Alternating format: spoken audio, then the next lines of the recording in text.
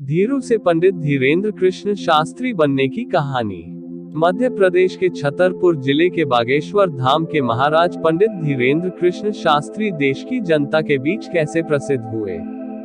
क्या वाकई में आके को कारिश्मय शक्ति है जो रोट नाइट अच्छा शांत रात्रि युवा कथावाचक परमय वाचक इतनी प्रसिद्ध हुई?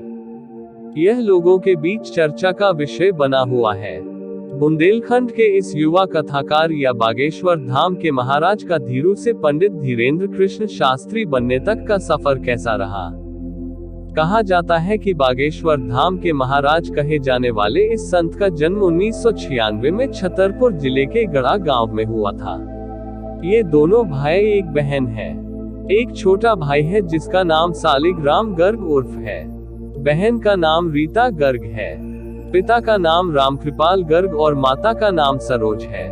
कहा जाता है कि माता सरोज महाराज को प्यार से घर में धीरू बुलाते हैं और गांव के लोग उन्हें धीरेंद्र गर्ग कहते हैं। इस प्रकार यात्रा शुरू हुई। वैसे तो धीरेंद्र गर्ग बचपन से ही चंचल, चतुर और जिद्दी स्वभाव के थे।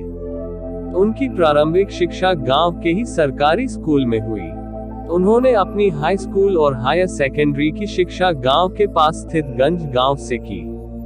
धीरेंद्र गर्ग का जन्म एक बहुत ही गरीब परिवार में हुआ था और उनके पिता अपने परिवार का भरण पोषण करने के लिए गांव में एक पुजारी के रूप में काम करते थे।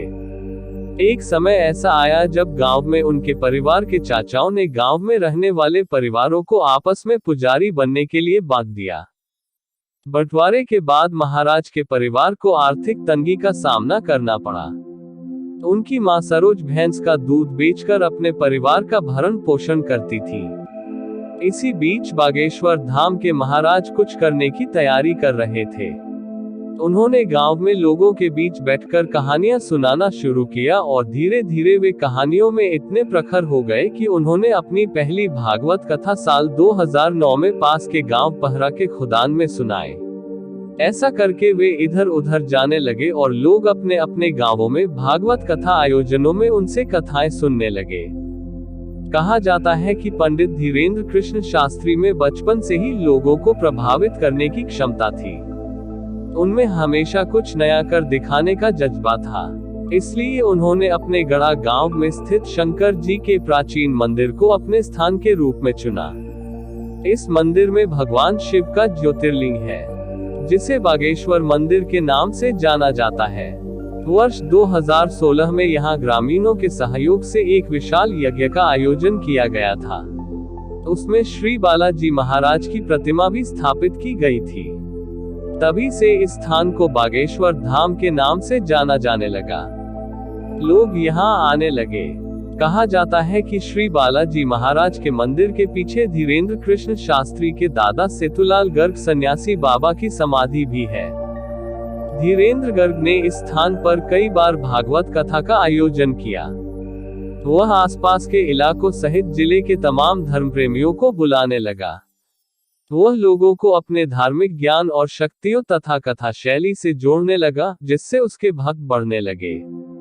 बागेश्वर के इस मंदिर को बागेश्वर धाम कहलाने में अधिक समय नहीं लगा। यहीं से धीरू के पंडित धीरेंद्र कृष्ण शास्त्री की यात्रा शुरू हुई। बागेश्वर धाम के महाराज ने अपनी आभा ऐसी दिखाई कि लाखों की संख्या में लोग यहां दर्शन करने आने लगे। महाराज ने बागेश्वर धाम में ऐसा दरबार लगाया कि दुनिया भर से लोग अपने कष्टों को लेकर उनके दरबार में आने लगे। लोग कहते हैं कि दरबार में महाराज की विशेषता यह है कि वे पीड़ित के मन की बात पहले ही कागज पर लिख देते हैं। यह सुनकर हर कोई हैरान है। पहले महाराज अकेले बागेश्वर धाम में दरबार लगाते थे, लेकिन अब वे देश के साथ साथ विदेशों में भी दरबार लगा रहे हैं और लोगों के दिलो दिमाग पर भारी पड़ रहे हैं।